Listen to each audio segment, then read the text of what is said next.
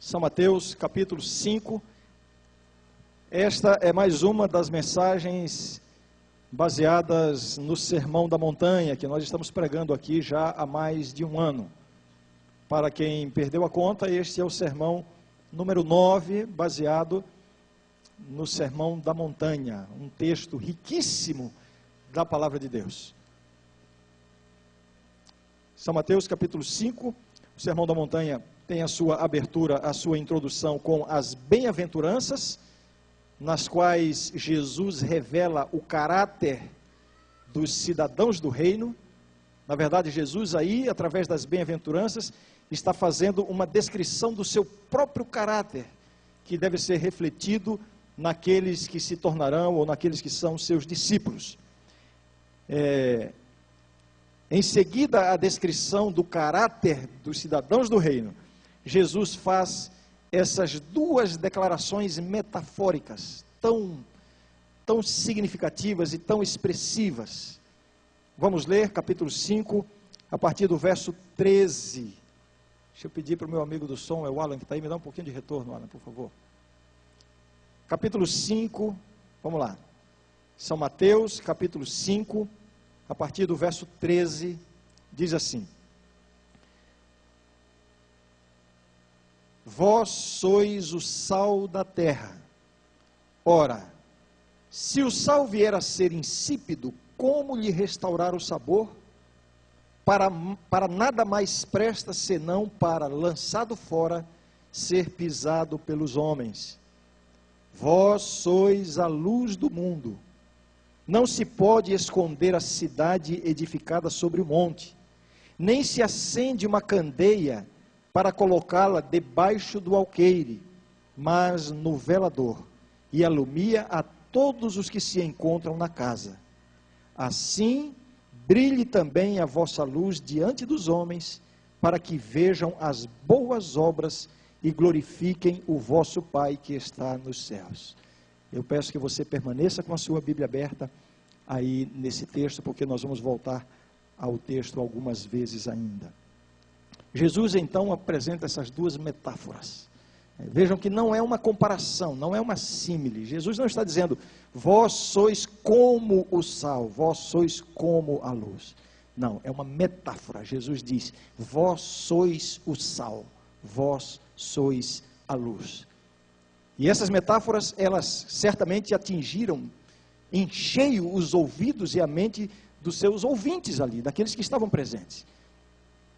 Havia um dito entre os romanos muito comum, muito mencionado nos tempos de Jesus. O dito é assim: não existe nada mais útil do que o sol e o sal. Exatamente, a luz e o sal. Naquele contexto, naquela época, o sal tinha uma importância tão grande, inclusive no aspecto financeiro. Frequentemente os soldados romanos recebiam o seu pagamento com pacotes de sal. Daí a origem, esta é a origem da palavra salário. Realmente muito significativas essas palavras. Eu vou esboçar rapidamente para vocês aqui, para que eu mesmo consiga alcançar o meu desafio de pregar em 15 ou 20 minutos. Na primeira parte da minha apresentação, eu quero explorar um pouquinho sobre a expressão vós sois o sal da terra. Em que sentido o cristão é o sal da terra? Em segundo lugar, vós sois a luz do mundo. Em que sentido o cristão é a luz do mundo? No terceiro tópico, eu quero comentar um pouquinho sobre esta sequência. Primeiro o sal, depois a luz. E há um elemento importante em Jesus ter falado exatamente nesta sequência. E finalmente, eu quero concluir com as advertências que Jesus faz em relação ao sal, que perde o seu sabor, e em relação à luz, que se oculta, que fica omissa. Vós sois o sal da terra. Palavras que por si só se explicam. Qual é o papel do cristão no mundo, na sociedade? Quando Jesus diz, vós sois o sal, nós devemos imediatamente pelo menos imaginar como é a atuação do sal no alimento. Em primeiro lugar, o sal se mescla com o alimento. Imagine aqui, por exemplo, você preparando um pão e você coloca ali a quantidade de sal adequada para o pão. O sal desaparece no meio da massa, ele se mescla completamente, ele se mistura à massa. Ele se doa completamente, porque ele se dissolve, ele desaparece. É uma ação de sacrifício, uma doação, para poder então exercer a sua influência. E qual é a influência do sal no alimento? Bem, existem tantas ações que o sal provoca no alimento, tantas aplicações do sal, mas não há dúvida nenhuma de que podemos destacar as duas principais características, ou as duas principais funções do sal. Em primeiro lugar, a principal função do sal é a função preservativa. O sal contém o avanço do processo de putrefação. Especialmente numa época onde não havia geladeiras, onde não havia onde guardar os alimentos de forma resfriada, o sal era usado para conservar os alimentos, um elemento de preservação. Mas uma segunda função importantíssima do sal, e certamente a mais apreciada por todos, o sal, ele confere sabor ao alimento. Confere sabor ao alimento. O meu tempo não vai permitir, mas eu havia planejado dar um presente hoje aqui, para quem me dissesse qual é o termo que nós usamos. Eu ia chamar aqui à frente, tá, mas não vou fazer rapidamente. Quando uma comida está sem sal, como é que a gente chama essa comida? Está? Todo mundo sabe, né? Mas eu ia dar um presente para quem me dissesse como se escreve a palavra insosso. Ia ser mais difícil, mas fica para outra vez. Estas são as funções do sal. E quando Jesus diz assim, vós sois o sal da terra, irmãos, Jesus está dizendo exatamente isso. Nós precisamos estar mesclados com as pessoas, com a sociedade. Por favor, faça uma consulta linguística depois do sermão, tá bom? Jesus aqui está dizendo da importância de cada cristão estar mesclado na sociedade.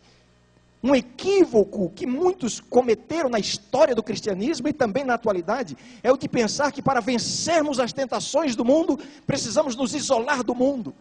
Existem ordens religiosas que praticaram e que praticam isso até hoje. Até em nosso meio existem famílias, existem pais, por exemplo, que para preservarem os seus filhos da contaminação do mundo, pensam que precisam isolar os seus filhos completamente do mundo. Na verdade, a educação consiste em preparar os filhos para que eles estejam no mundo. Jesus disse, Pai, não te peço que os tires do mundo, mas que os livres do mal. Nós somos o sal da terra, precisamos estar mesclados. Precisamos estar misturados. A única forma que o sal tem de exercer a sua influência, qual é? O único meio, a única possibilidade, é quando o sal está mesclado com a massa. Quando ele está mesclado com a matéria sobre a qual ele vai exercer a sua influência. Precisamos estar mesclados com o mundo nesse sentido. Né? Nesse aspecto da preservação, o cristão tem o papel de refrear o processo de deterioração do mundo. Quando Jesus diz assim, vós sois o sal da terra, implicitamente Jesus está dizendo também, o mundo está estragado, o mundo está se deteriorando, e vós sois aqueles que podem conter o avanço da maldade, da injustiça, da impiedade, do pecado. Vejam, esta é a função do cristão. Vós sois o sal da terra, mesclados ao mundo para exercer a sua função preservativa, da mesma forma como o sal dá sabor ao alimento.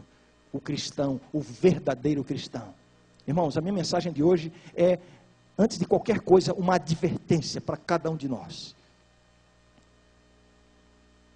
Uma advertência para que nós possamos avaliar como está sendo a nossa vida cristã, se estamos de fato exercendo esses papéis estabelecidos aqui pelas metáforas, vós sois o sal e vós sois a luz. O sal, ele confere sabor ao alimento. O cristão será o sal da terra quando ele conferir sabor à sociedade. O verdadeiro cristão, o cristão que vive com Jesus, ele é uma pessoa que ele A sua presença traz alegria, traz prazer. A sua presença revela ao mundo, revela à sociedade, revela às pessoas que existe uma forma melhor de viver. E quando Jesus diz, vós sois o sal da terra, por um lado Jesus está dizendo, o mundo está num processo de deterioração. Por outro lado, Jesus também está afirmando, o mundo não tem sabor. Vós sois o sal da terra, o mundo não tem sabor. Agora, o cúmulo da tragédia do cristianismo é quando um cristão, ele mesmo, deixa o seu sabor de sal para buscar o sabor que o mundo oferece, ou os sabores que o mundo oferece. Que tragédia é essa? Quando nós devemos viver com Deus de tal maneira para que nós ofereçamos graça ao mundo. Que tragédia quando nós vamos buscar os sabores do mundo. E Jesus está dizendo aqui implicitamente, o mundo não tem sabor. Que argumentos mais você precisa? Eu quero me dirigir especialmente a meus queridos jovens, aos queridos jovens da minha igreja. Que evidência mais você precisa para se convencer de que os sabores do mundo não preenchem o vazio da alma? A fama, a riqueza, as diversões. Que evidências mais você precisa para perceber que boa parte dos famosos estão se drogando, estão se embriagando, estão se matando pela depressão, pela infelicidade? Não é isto que preenche o vazio da alma? O mundo não tem sabor. Que argumentos você precisa para reconhecer que as riquezas do mundo não trazem felicidade em si mesmas?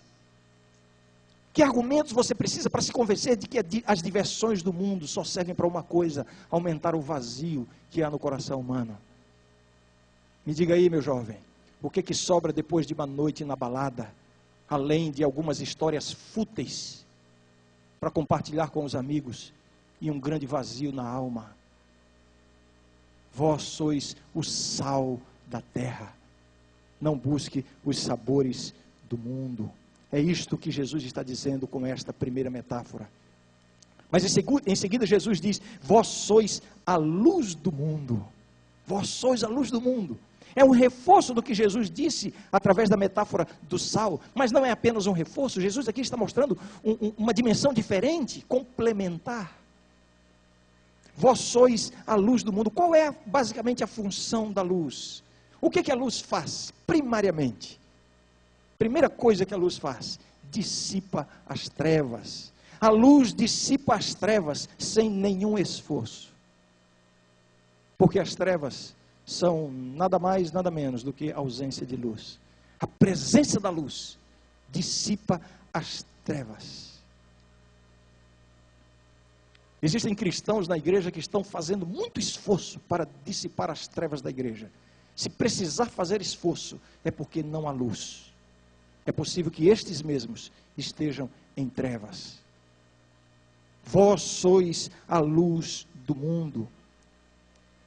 Esta metáfora aponta, declara implicitamente que o mundo vive em trevas.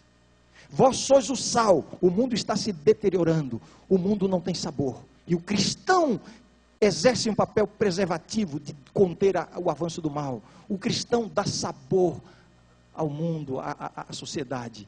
Vós sois a luz do mundo, Jesus está dizendo, o mundo vive em trevas. E a única luz que o mundo pode ter é a luz do Senhor Jesus, refletida na vida dos seus discípulos. Jesus ilumina a vida dos seus discípulos e estes se tornam luz para iluminar o mundo. Agora, existe um elemento comum nessas duas metáforas. Quando Jesus diz, vós sois o sal da terra, vós sois a luz do mundo. O que é que caracteriza o sal e a luz aqui nesse sentido? O que é que caracteriza? Bem, aí vem a pergunta. Quem é o sal da terra e a luz do mundo? Em primeiro lugar, a força da influência do cristão está na sua semelhança com Jesus. Nós seremos sal quando nós formos semelhantes a Jesus.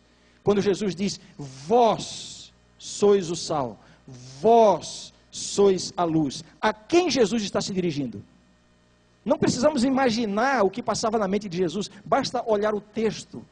Jesus começa o Sermão da Montanha dizendo bem-aventurados, e então Jesus faz uma descrição daqueles que têm o seu caráter, uma descrição do seu próprio caráter refletida na vida dessas pessoas. E é para esses que refletem o caráter de Cristo, descrito nas bem-aventuranças, que Jesus diz: vós sois o sal, vós sois a luz. Mas existe aqui um elemento que eu acho que seja importante de mencionar aqui, de ser mencionado aqui. Quem é o sal da terra e quem é a luz do mundo? É o cristão individualmente falando? É a igreja como um todo? Ou ambas as coisas? Você já pensou nisso? Quando Jesus diz, vós sois o sal, vós sois a luz, a quem se aplica? Ao crente individualmente, à igreja como um corpo, ou a ambos?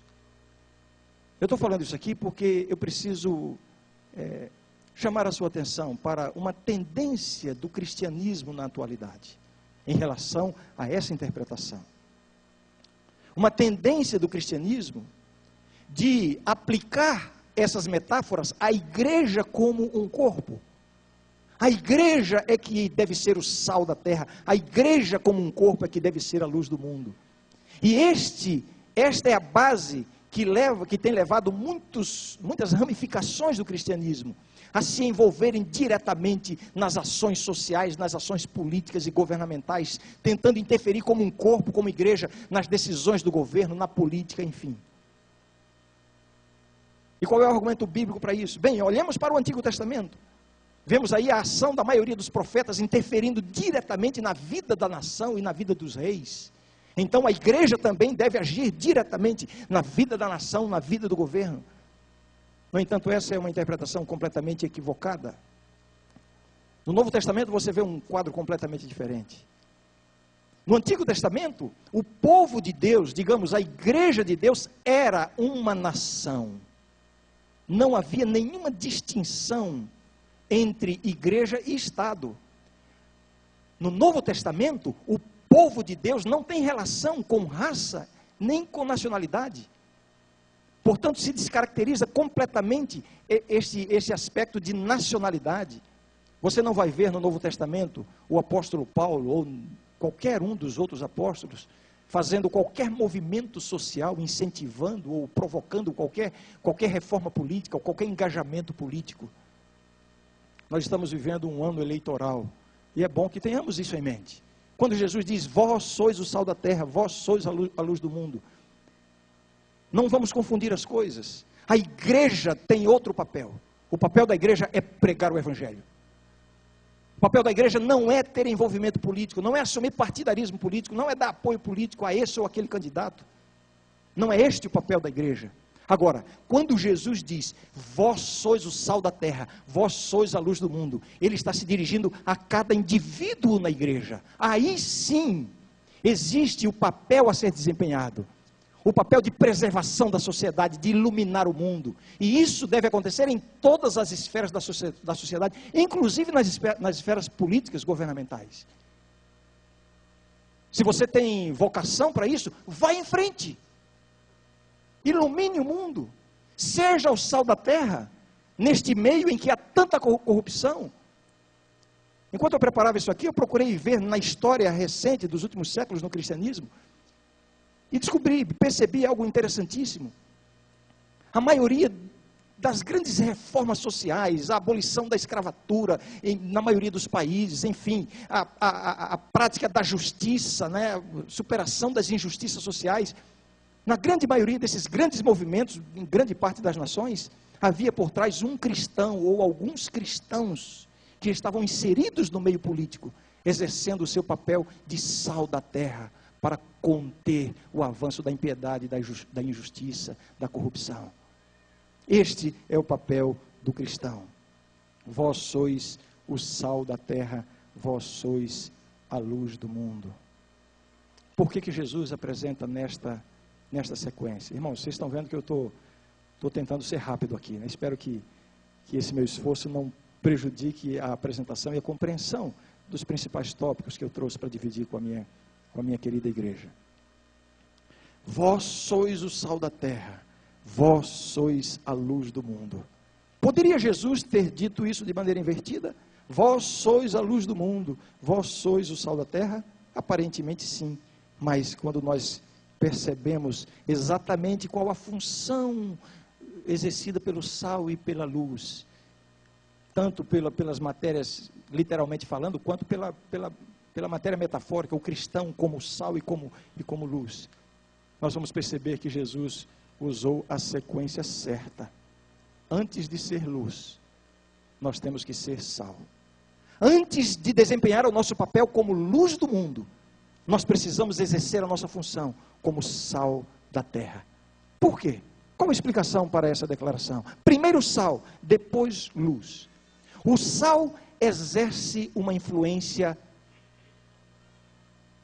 como eu diria, silenciosa. O sal se mescla à matéria. O sal exerce a sua influência, o sal preserva através da sua presença. A presença do sal contém o avanço da maldade.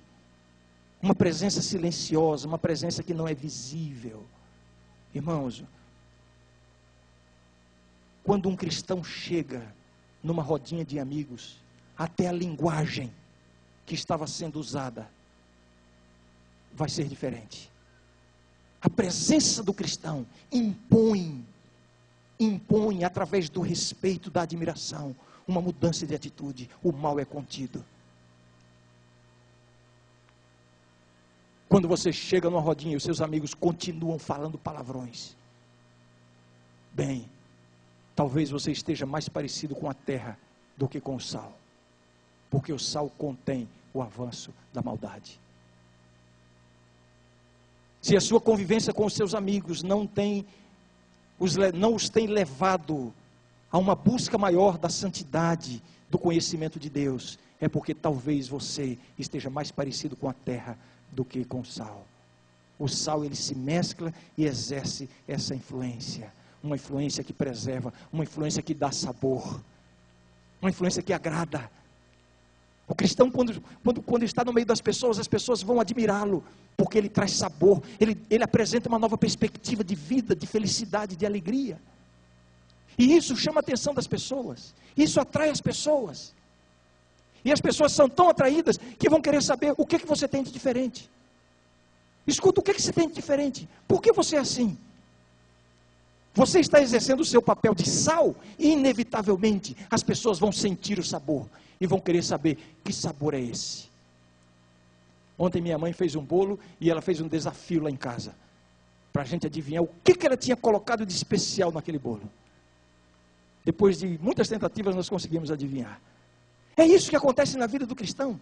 As pessoas vão experimentar a sua presença, a sua influência, o seu sorriso, o seu equilíbrio, a sua vida familiar, a sua linguagem, os seus ideais nobres, o seu comportamento, o seu cuidado com a saúde. As pessoas vão observar isso e vão querer saber, escuta, o que é que você tem? Você está exercendo dessa forma o seu papel de sal.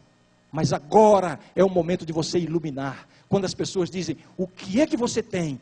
É a hora de trazer a luz do Evangelho, a luz da palavra de Deus. Jesus, que é a luz do mundo. O sal exerce uma influência silenciosa. O sal se refere mais a ser. A luz se refere mais a agir, a fazer. A luz está na Bíblia, a luz está em Jesus, a luz está na palavra de Deus, está no Evangelho. E você vai iluminar, porque você primeiro foi o sal. Agora, quando a gente inverte esse processo, quase sempre mais atrapalha do que ajuda. Sabe aquele crente chato, que vive falando de Deus, da Bíblia, e que vive tentando converter todo mundo? Ninguém suporta essa presença. Por quê? Porque ele quer ser a luz, sem ter sido o sal, sem ter conquistado, sem ter adquirido admiração, sem ter influenciado de maneira silenciosa através da sua vida. Ser sal e ser luz, isso não se refere a uma ação isolada, a um evento isolado na vida do cristão. Ser sal e ser luz não se refere a uma ação missionária específica. Por exemplo, nós estamos aqui com esse desafio de distribuir milhões e milhões de livros. Sabe, eu tremo de pavor, quando eu tenho ouvido até alguns dos nossos líderes dizerem assim: irmãos, vamos deixar um livro em cada casa, e quando fizermos isso, teremos cumprido a missão. Se depender de nós, Jesus já pode voltar, porque cumprimos a missão. Está errado. Não é esta a missão. Não, peraí, eu não estou falando contra a distribuição de livros, gente. Olha que o presidente da União está aqui atrás de mim, não é isso. Sou extremamente favorável, sou o primeiro que avança, vou ser o primeiro a distribuir. Mas isso é uma celebração missionária, porque na verdade a ação missionária do cristão está na esfera individual, não é uma coisa coletiva, não é uma coisa eventual, é uma vida, é ser o sal, e então ser a luz. É aí que se cumpre a missão, ser o sal e ser a luz. O cumprimento da missão não é uma ação, é uma vida. Minha missão, portanto, não é dar estudo bíblico, nem pregar um sermão, nem entregar um livro. Eu faço tudo isso, é o meu ministério, mas não é essa a minha, ou seja, isso faz parte da minha missão, mas a minha missão não se resume a essas coisas. Minha missão consiste em ser o sal da terra e a luz do mundo. Isso significa a minha vida diária, permanente. A minha missão está lá no quarto do dormitório onde eu vivo, está na minha família. Aí está a minha missão, ser o sal e ser a luz. Esta missão, irmãos, será irresistível. Por isso Jesus diz: vós sois o sal da terra, vós sois a luz do mundo. Esta é a ênfase que Jesus dá aqui. Mas vejam, Jesus faz duas severas advertências em cada uma das metáforas. Vejam comigo, vamos agora ao texto novamente, capítulo 5, verso 13. Vós sois o sal da terra. Ora, se o sal vier a ser insípido, como lhe restaurar o sabor? Para nada mais presta, senão para, lançado fora, ser pisado pelos homens. Agora a advertência para a luz, verso 14. Vós sois a luz do mundo.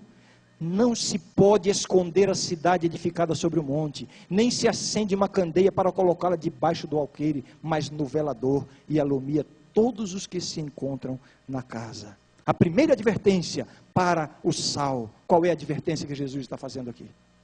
Me ajudem agora a dizer isso. Qual é a advertência que Jesus está dizendo? Vós sois o sal da terra. Cuidado, para não perder o sabor. É isso que Jesus está dizendo. Em outras palavras, Jesus está dizendo: o sal só terá uma função enquanto ele for diferente da massa na qual ele vai atuar. Se o sal perder a sua salinidade, qual será a diferença entre ele e a massa? Nenhuma. Perde a função. Não presta. Só presta para uma coisa: ser lançado fora e ser pisado pelos homens. O sal só terá atuação se ele for diferente. Em outras palavras, Jesus está dizendo: vós sois o sal da terra, mas cuidado, não perca a sua identidade. A identidade do sal está no seu sabor. Onde está a identidade do cristão? Para que você não a perca. Qual é a identidade do cristão? O que é que de fato torna o cristão diferente do mundo? O que é? Bem, alguns diriam assim: ora, é a vida religiosa. Nós vimos a igreja, nós cantamos, nós estudamos a Bíblia, nós oramos, nós jejuamos, é a vida religiosa. Pois saibam que no dia da volta de Jesus, haverá uma multidão desses que vieram à igreja, que pregaram o evangelho, que estudaram a Bíblia, que louvaram, que deram o dízimo, que fizeram tudo isso, para os quais Jesus vai olhar e vai dizer: nunca vos conheci. Não é isto especificamente que diferencia o cristão do mundo, o sal da terra. Alguns dizem assim, a identidade do cristão, o que identifica, o que diferencia o cristão do mundo, é a sua aparência exterior. E alguns são especialistas em incentivar, não incentivar, mas em enfatizar tanto, né, a roupa e não sei o quê. É verdade, o cristão se veste de maneira adequada, mas não é isso que o diferencia. Eu tenho amigos ateus que se vestem melhor do que os cristãos da minha igreja. Não é isso que os diferencia. Alguns tendem a enfatizar que a identidade do cristão, da vida cristã, está nos aspectos da temperança cristã, o cuidado com o corpo, os alimentos e etc, né? Ou seja, é aquela velha, como é que a gente diz aí, me ajudem? Aquele velho chavão, né? O crente é aquele que não fuma, não bebe e não joga. É isso que identifica o cristão. Me permita um comentário que eu lembrei aqui. Outro dia alguém me dizia assim, se fosse assim, todo o time do Corinthians seria crente. Por quê? Lá ninguém bebe, ninguém fuma e ninguém joga. Não é isso que identifica o cristão. Eu sei que alguns gostaram e outros ficaram irados. Mas tudo bem. É porque a verdade tem que ser dita. Irmãos, Jesus diz, vós sois o sal da terra, mas cuidado, não perca a sua identidade. Não perca o seu sabor. E onde está o sabor do cristão? Não está nessas coisas. Eu não estou eliminando a importância dessas coisas. Não, aliás, eu quero enfatizar a importância dessas coisas. Temperança, religiosidade, aparência exterior. Mas não é aí que, não são essas coisas que vão de fato identificar o cristão. Não é por aí que o cristão vai dar sabor ao mundo. A identidade do cristão está na sua semelhança com Jesus. Vós sois o sal da terra. Vós quem? Jesus disse antes, bem-aventurados os pacificadores, bem-aventurados os misericordiosos, bem-aventurados os que têm fome e sede de justiça. Uma descrição do caráter do próprio Cristo, refletida nos seus discípulos, e agora ele diz, vós, estes que têm esse caráter, aí está o sabor da nossa vida. É isso que nós não podemos perder. O que identifica o cristão é sua semelhança com Jesus. Escute, se você perdeu o seu sabor, Jesus está dizendo uma coisa para você, você não presta para mais nada, a não ser para ser lançado fora e ser pisado pelos homens. É isso que Jesus está dizendo. Quando o cristão começa a se preocupar muito, ou a questionar muito essas coisas de, escuta, a gente pode frequentar aquele lugar, a gente pode assistir aquilo, a gente pode fazer isso ou aquilo. Parece que estão mais preocupados em se parecerem com a terra do que em se parecerem com o sal. Talvez você esteja perdendo o seu sabor. E Jesus está dizendo, cuidado, se você perder o seu sabor, se você perder a sua identidade, que é a sua semelhança com Jesus, nesse aspecto, você não presta para mais nada, a não ser para uma coisa, para ser lançado fora e ser pisado pelos homens. E vejam bem, um mundo sem sabor tem remédio, o sal. Mas o sal que perde o sabor não tem remédio, tem que ser lançado fora. Você percebe isso? Vós sois o sal da terra. E Jesus faz a segunda advertência, agora para a metáfora da luz. A luz tem que brilhar. A luz só vai fazer sentido se ela for visível. Se ela for oculta, se ela ficar omissa, ela perde completamente a sua função. Ou seja, Jesus não tem discípulos secretos. Nós somos a luz do mundo. A luz não é posicionada para ser observada ela mesma. A luz é posicionada para que o que está à sua volta seja visto. Cuidado para você não estar atraindo a atenção das pessoas mais para si mesmo. Se você atua como luz nesse sentido, procurando atrair a atenção das pessoas para si mesmo, o que acontece quando nós olhamos fixamente para uma luz? Ficamos ofuscados e vamos deixar de ver o que está à nossa volta. Cuidado com certos estrelismos. Vós sois a luz do mundo. E como é que somos a luz do mundo? Igualmente com o sal, a identidade do sal está na semelhança. Em ser sal está na semelhança com Jesus.